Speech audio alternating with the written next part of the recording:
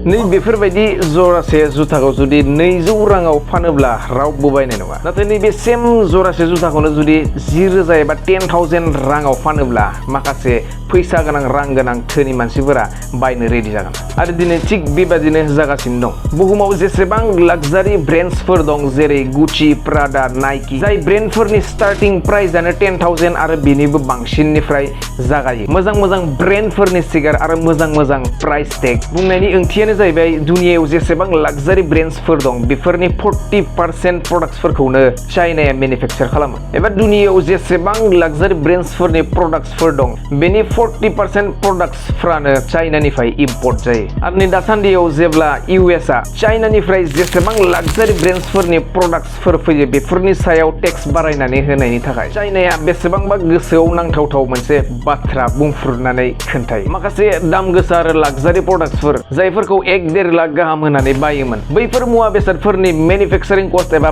बानायनायनि खरसायानो 6 निफ्राय 7,000 ल' होननानै खोन्थायो आरो जाय टि-शार्टफोरखौ 4,000 5,000 आव फानो बेफोरनि मेनुफेक्चारिं कस्टआ अनलि 600 आरो 700 होननानै बुंफ्रुनानै खोन्थायो बेफोरबायदि जाहोननि थाखायनो जानो हागौ चाइनाया दिनै बेसेबांबा डेभेलप बेफोरबायदि इन्टारेस्टिं टपिक्सफोरनि सायाव भिडिअसफोर नायनानै मोजां मोनोब्ला आंनि फेसबुक पेजखौ फल' खालामनो दाबाव गोजोन्थों जय बर' हारिनि